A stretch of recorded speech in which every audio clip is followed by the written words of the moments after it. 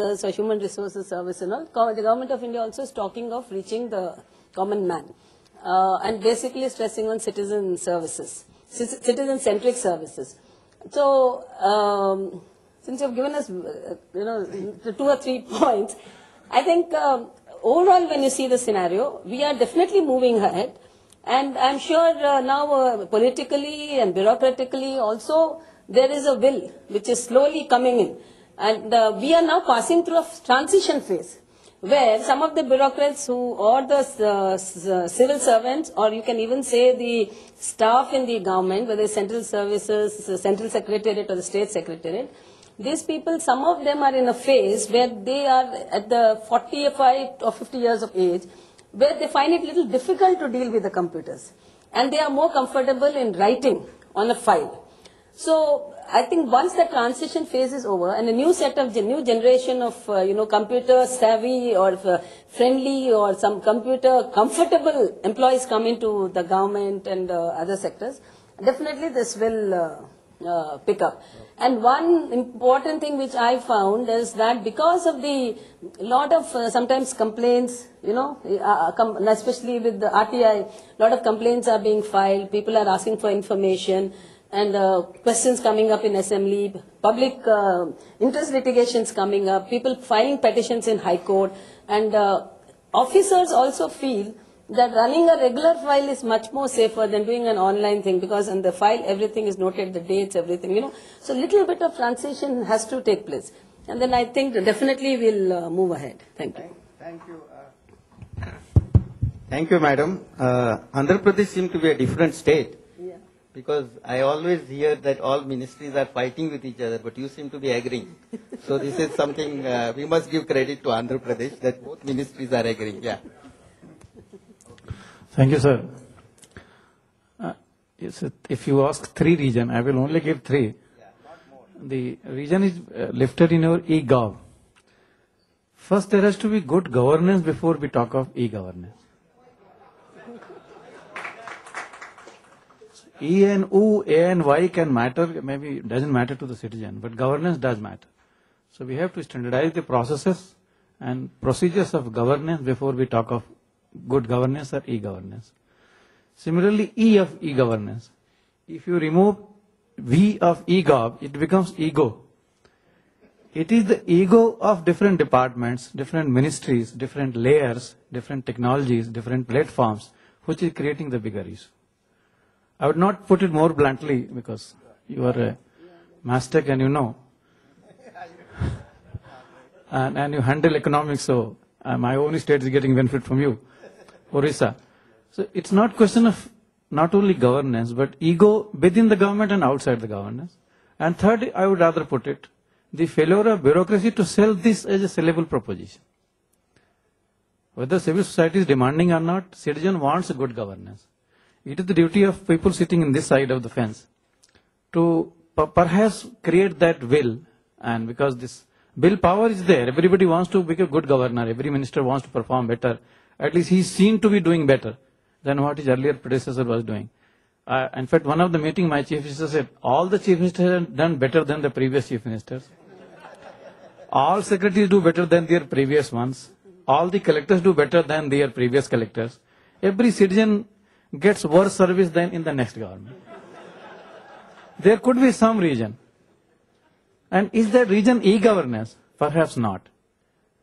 The basic issue of the people are roti, kapda or makan, not e-governance. Basic issues of governance are bijli, sadak, pani, not broadband. So when the priorities are different, results can't be different. And therefore this indifference towards e-governance is a reason for little slow progress. The day this becomes priority number 1 for one government, e-governance will be as fast as it should be, because as you are kindly aware, money is not an issue. There are bureaucrats who have done wonderful work, maybe not only in Andhra Pradesh, even other states also. I would not like to put Orissa in the list. We are not that not-performer. Narega is one scheme where we issued first job card on the internet on 2nd February 2006, when many states, even smart states, were far behind. Since then, we have so far issued 5.4 million job cards by using internet. All our data for each work is on the net from day one. So even a poor state, less technologically savvy and much more ill-governed in terms of our neighbors, in at least rural areas, I must confess, we are delivering e-governance. So it is not question of willpower. And as my friend was saying, where country needs, we can deliver. In fact, not only country, where courts have intervened, we have delivered better. Be it pollution-free Delhi, or be it problem-free Commonwealth. Unless the court gives direction, we don't do. So perhaps e-governance should also be linked with the C, the code parts of it. Because when we deliver development, we have to be aware of other 3 C's of this. CVI, CVC and other things. Because procurement becomes an issue when you buy a technology. CAG. All the 3 C's are known, but citizen is the last. How to allow citizen to get the services in the last? We want citizen to be online. We want citizen to be in line. Citizen is prepared to be well-line also, provided give him service. So eGov has to be looked in a different perspective. I'll give one more example of Orissa, sir, like right to information. We have developed a system. 1,500 PIOs are using it. They are updating their document almost on day-to-day basis. If we want, we can deliver. Perhaps we have not been able to make this sellable proposition. We haven't made it that a good governance and e-governance can give them better votes, can give them better support, and a government can continue to be re-elected in case they do e-governance. That is the challenge before this lobby and before all of us. Thank you. Thank you, Mr. Tripathi. I'm sure my personal experience tells me that we have, Orissa is very progressive. I can vouch for that, having worked for many years. As good as Andhra Pradesh. Yeah. With your permission, Ishank, before I give the reasons which I believe are primary for the failure, so-called, let me first say that statistics have a very convoluted way in terms of what they show up. Most of what we've seen here are stats that have been drawn up by somebody or the other, perhaps not in India. There was a seminar I attended last month. It's a roundtable conference, and we were discussing success in eGov. And there were guys in the industry, people like me, who said e-governance is a failure. And much of what is being seen here is also true. The point is, how did we define success for e-governance in India? Has somebody defined it? How do we measure it? I mean, is it only being measured in terms of the milestones and the timelines that have been defined in NEGP? Is it measured by the utilization of the infrastructure we've created? Is it measured by the inclusion of society at large? And I think unless and until we really get down to defining what is the method to assess success for India and the e-governance initiative in India, it would be a little unfair to all my colleagues in the panel here. In various different capacities, they've all worked, and I think they've done a good job. My personal experience, if I go back about 10 years, I ran the largest e-governance project at that point in time. It was a citizen-centric project with projected revenues of about 200 crores. The PPP or the BOO and the BOOT model that is commonplace in discussion today was an unknown then. Government was uncertain about how it would work. Corporate sector didn't really know what would happen to the money that you invest. Would it really come back at all or not? Today, if you take a look at the people here in the audience, there's almost nobody from the industry who's not here.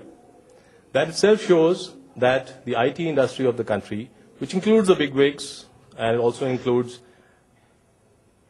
Mastech, me, Spanco, and everybody else, we believe that this has moved forward. We believe this is a success. We wouldn't be here otherwise. Perhaps the way we measure our success, the way we define what success is what needs to be looked at.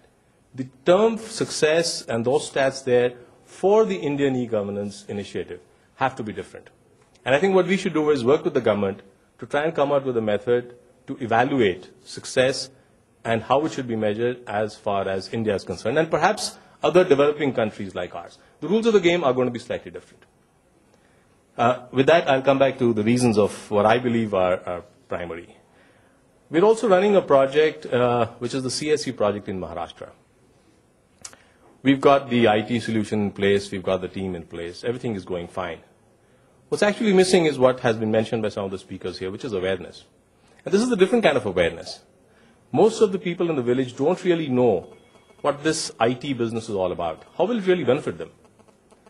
And we seem to have this feeling, this Indian feeling of, a name to the face. So I want to go to the government office where I can see the person, I can talk to the